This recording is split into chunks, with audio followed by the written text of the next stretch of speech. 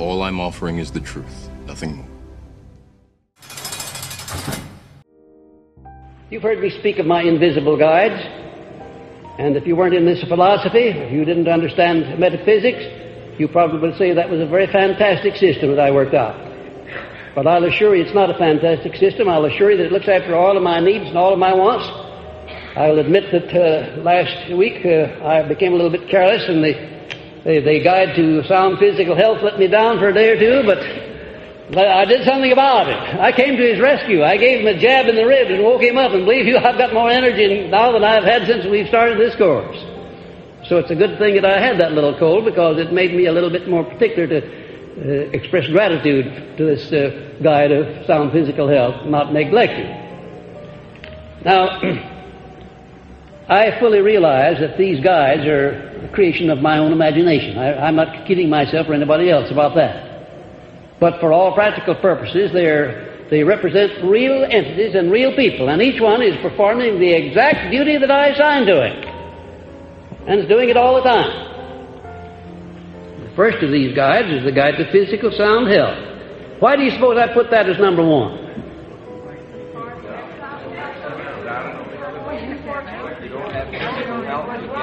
Fine. What in the world could the mind do going around in a body that has to be supported by crutches all the time?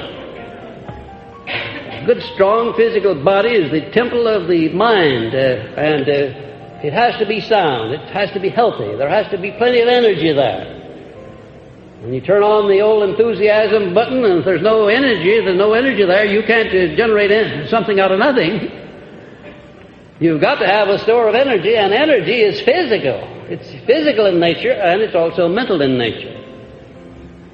But I don't know of anybody who can express intense enthusiasm whose body is a series of aches and pains. So the first duty to yourself is to your physical body, to see that it responds to all of your needs at all the times, does the thing that it was supposed to do, and you need a little bit more help than just what you can give during the day, because when you lay your body down, then nature goes to work on it, give it a tune-up and a working over, and you have to have this trained entity called the Guide to Sound Health to do that job, to supervise it, and to see that it's done properly. And then this number two, the Guide to Financial Prosperity. Why do you suppose I put that second in importance only? Do you know of anybody that can be of any great service to others without money? How long can you get along without money? No, you've got to have money. You've got to have a money consciousness. And this entity that you're building up here through this guide gives you a money consciousness. My guide is so controlled, however, that he doesn't make money my God. I don't permit that. I don't permit myself to become greedy, to want an over amount for money, or to pay too much for the money that I get. I pay enough, but not too much. I know people who pay too much, who die too young, because they put too much effort into accumulating money that they didn't need and couldn't use. The only purpose it could serve would be to cause their descendants to fight over it after they were passed on. Now, that's not going to happen to me. I want enough, but not too much. And this guide, it's his business to see that I stop when I get enough, and that I don't want too much. Do you know this money-getting business becomes a kind of a vicious circle with a lot of people. It does. It becomes a vicious circle. You get in it, and you say, well, I'll make my first million and I'll quit. I remember the time when Bing Crosby announced to his brother, who's his manager, when they made the first $50,000, that was enough, and they're going to quit. Well, got down to where they make over $1 million every year now, and they're still working harder than they ever did before, struggling in a rat race. I'm not speaking in a derogatory manner, you understand, of Bing. Bing's a friend of mine, and I greatly admire him, but I'm speaking of all people in that category who pay too much for trying to get things that they don't need. Now, this is a philosophy dealing with economic success. But success wouldn't consist in your destroying your life and dying too young because you tried to get too much of anything. Stop when you get enough. Make better use of the things you have right now instead of trying to get a lot of more things that you're not going to make any use of at all. Oh, what a wonderful thing it is, that statement that comes out of the Bible. I won't translate it to verbatim, but the meaning of it is not too much, not too little of anything. Not too much, not too little, just enough of everything. Ought to learn what is enough, not too much. That's one of the blessings of this philosophy. It gives you a balanced life. You learn what is enough and what's too much. Then the next one is the most important, the guide to peace of mind. What good would it be to you if you had everything, if you owned everything in the world and could collect a royalty from every person living, if you didn't have peace of mind? What good would it be? Now, the reason I'm emphasizing these points along here, my friends, is that I've had the privilege of knowing intimately the most outstanding and the most successful and the richest men that this country has ever produced. I mean, sleeping in their houses, eating with them, knowing their families and their wives and their children, and seeing what happened to their children after they died and passed on. I've seen all of that. And I know the importance of learning to live a balanced life so that you can have peace of mind as you go along, and so that you can make your occupation or your daily labor, whatever it is, a game that you're getting joy out of. Not something to be abhorred and dreaded, but a game, if you please, that you play as ardently as a man would play a game of golf or some other game that he loves. I have always said that one of the sins of civilization consists in the fact that so few people are engaged in a labor of love, thing that they like to do. Most people are doing things because they have to eat and sleep and have some clothes to wear. But when a man or a woman gets in a position where he or she can do the thing that is being done for the sake of love because they want to do it, I want to tell you they're really fortunate. And this philosophy leads to that very condition. But you'll never attain that position until you learn to maintain a positive mental attitude at least a major portion of your time. Out of all of those men that collaborated with me in the building of this philosophy, and they represented every outstanding success in every field, you might say, of that era. Out of all of those men, there was only one that I could say that even vaguely approached having peace of mind along with his other successes. John Burroughs undoubtedly was the one that came nearest it. I would say the one that came next nearest to it was Mr. Edison, and I would place Mr. Carnegie as number 3. And I'll tell you why he takes position number 3. In the latter part of his years, he practically lost his mind trying to find ways and means of disgorging himself of his fortune and giving it away to where it would do no harm. It almost drove him crazy. His obsession, his major obsession in the latter part of his days was to get this philosophy well organized while he was living and into the hands of the people so it would provide them with the know-how by which they could acquire material things, including money, without violating the rights of other people. That's what he wanted more than anything else in the world.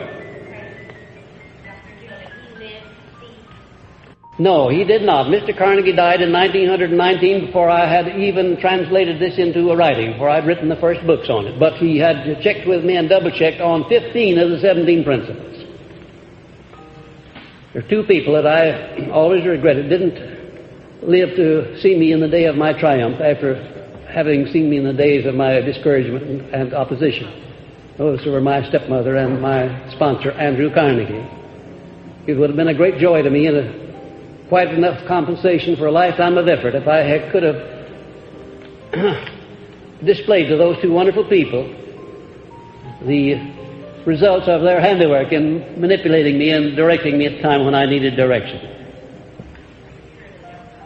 No, I'm not so sure that they're not standing looking over my shoulder now. You know, there are times when I'm sure somebody is standing looking over my shoulder because I say and do things that beyond my reasonable intelligence. Thank you. Thank you very much.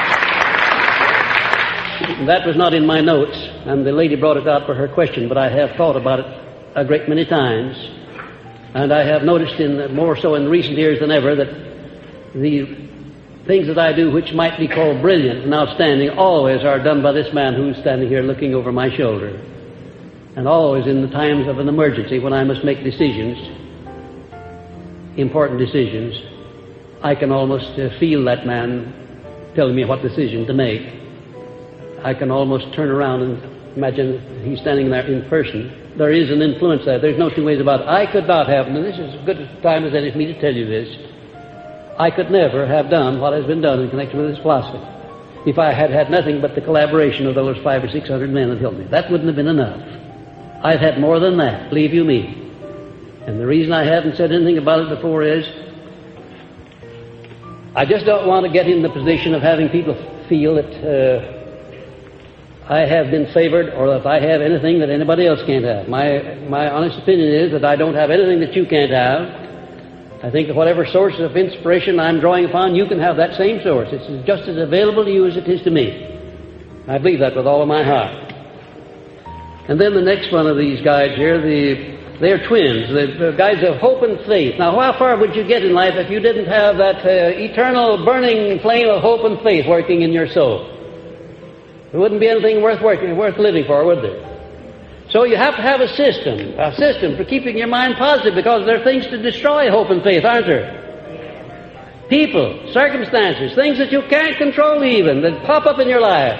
And you've got to have a system to antidote those things and to offset them. Something that you can manipulate and draw upon. And I know of no better system than these 8 guides that I have adopted here, because they work for me. I've taught them to a great many other people for whom they work just as well as for me. And then the next 2 are also twins, the guides of love and romance.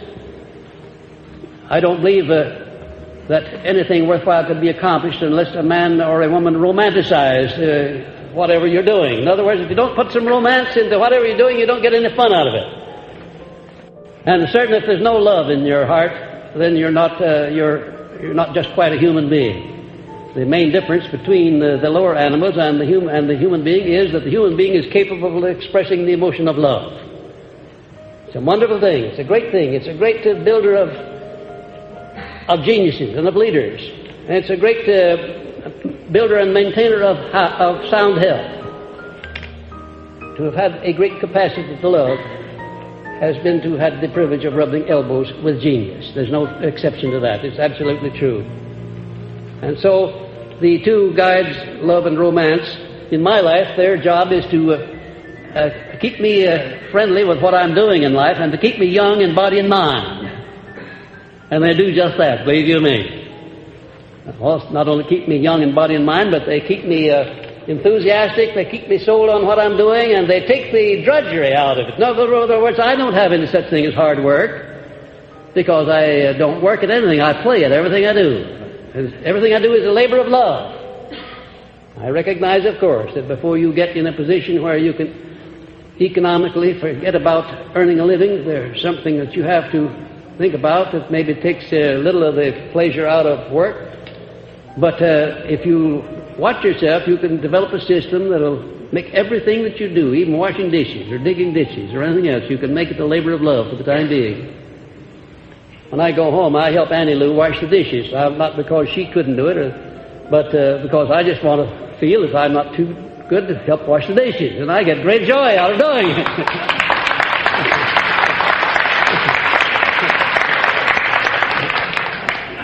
And I'm not above working in the garden, because if I didn't do it, Annie Lou would do it when I'm gone, and it deprived me of the pleasure. Look at the nice tan that I brought back with me and all that good health.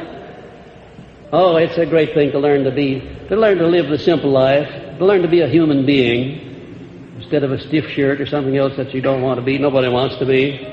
Love and romance, learn to get that into your life and learn to have a system whereby that habit of love and romance will express itself in everything you do. Then this last one, the guide to overall wisdom, his job is he's the comptroller of the other 7.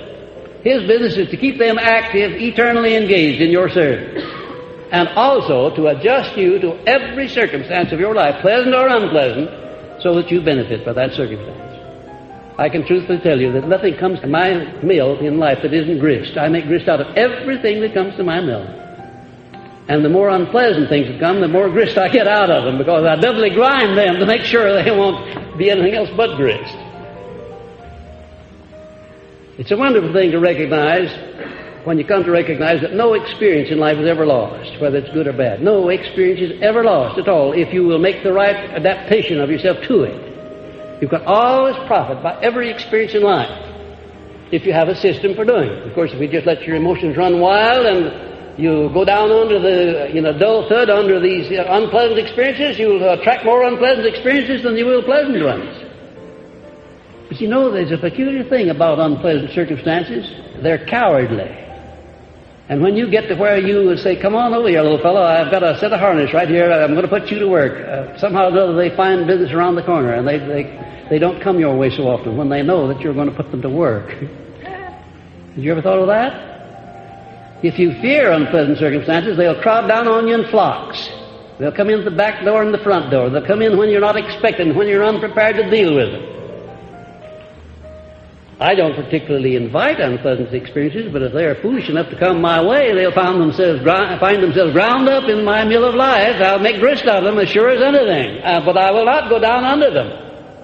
Eternal vigilance is the price that one must pay to maintain a positive mental attitude because of these and other natural opposites of positive thinking. And here they are. First of all, your negative self constantly maneuvering for power over you. Did you know that there are entities working in your makeup all the time, constantly maneuvering to gain power over you on the negative side of life? And you have to be eternally on the alert to see that those entities don't take you over. And then your accumulated fears and your doubts and your self-imposed limitations, you have to deal with them constantly, lest they get the upper hand and lest they become the dominating influence in your mind.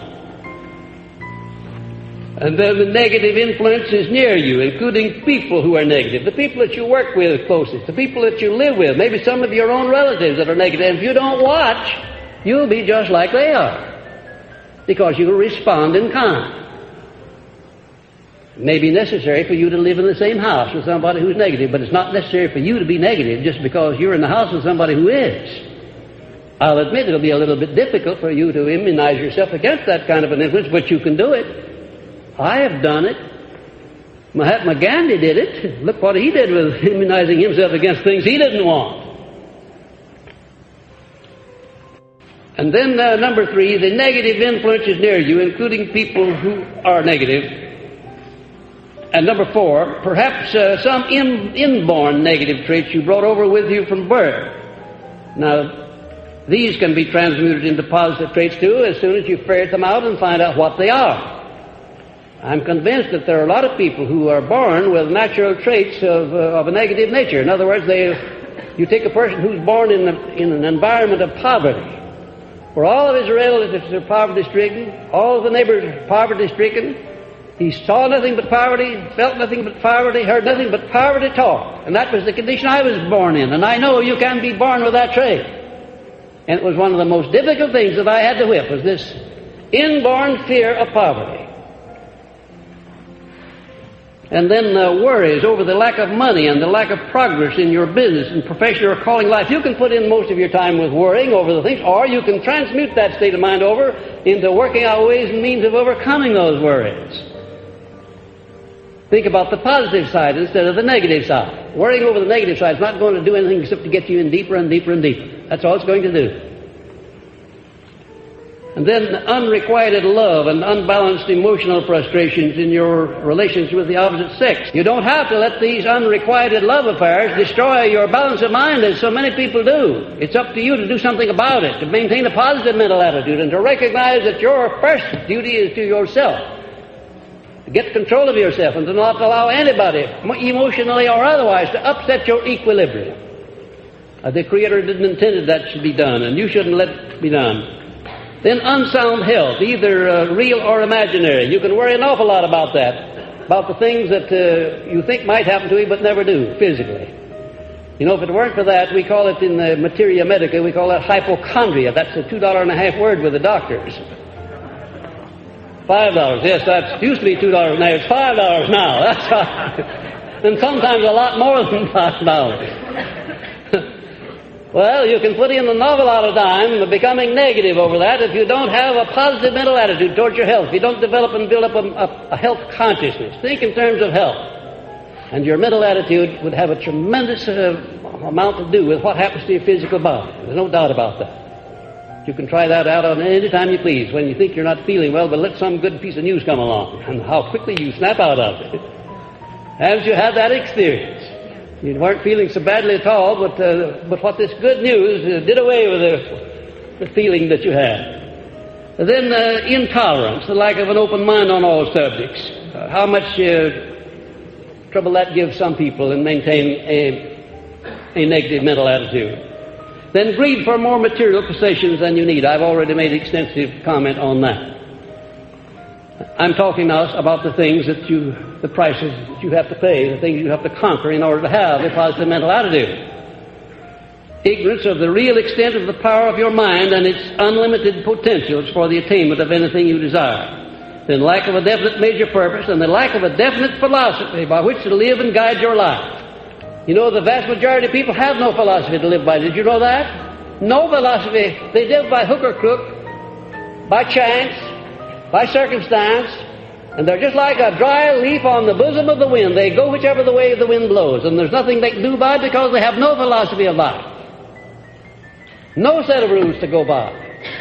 Trusting to luck and to misfortune. And generally, misfortune is the one that rules. You have to have a philosophy that you can live by. Now, there are many philosophies, fine philosophies that you can die by. I'm much more interested in one that you can live by, and that's what we're studying here in this. It's a philosophy that you can live by in such a way that the neighbors around you look upon you as something desirable. They feel happy to have you there. You feel happy to be there.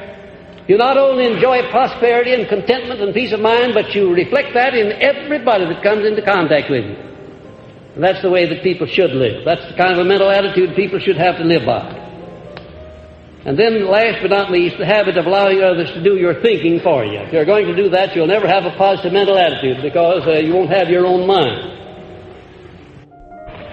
You were given a copy of our first edition of Success Unlimited as you came in the door. And you'll see one of my contributions over on the middle pages called A Challenge to Life.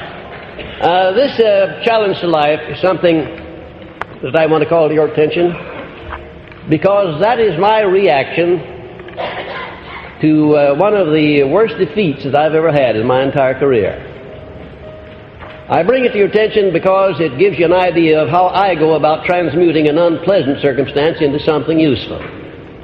Now, when this circumstance happened, I had real reason to go out and fight, and I don't mean fight mentally or orally, I mean fight physically. If I had to settle the business from behind pine trees with 6-shooters, it would have been justified under the circumstances. But instead of that, I elected to do something that would damage no one and that would benefit myself. I elected to express myself through this essay, which says that a challenge to life, which says, life, you can't subdue me because I refuse to take your discipline too seriously. When you try to hurt me, I laugh, and the laughter knows no pain. I appreciate your joys wherever I find them. Your sorrows neither discourage nor frighten me, for there is laughter in my soul. Temporary defeat does not make me sad. I simply set music to the words of defeat and turn it into a song. Your tears are not for me. I like laughter much better. And because I like it, I use it as a substitute for grief and sorrow and pain and disappointment. Life, you are a fickle trickster. Don't deny it. You slipped this emotion of love into my heart so that you might use it as a thorn with which to prick my soul. But I learned to dodge your trap with laughter. You try to lure me with the desire for gold, but I have fooled you by following the trail which leads to knowledge instead.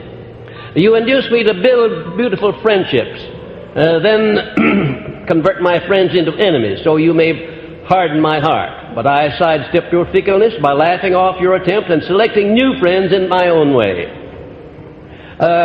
You cause men to cheat me at trade, so I will become distrustful. But I win again, because I possess one precious asset which no man can steal. It is the power to think my own thoughts and to be myself. You threaten me with death, but to me death is nothing worse than a long, peaceful sleep. And sleep is the sweetest of human experiences, excepting laughter. You build a fire of hope in my heart, then sprinkle water on the flames. But I go you one better by rekindling the fire, and I laugh at you once more. Life, you are licked as far as I'm concerned, because you have nothing with which to lure me away from laughter, and you are powerless to scare me into submission. To a life of laughter, then, I raise my cup of cheer.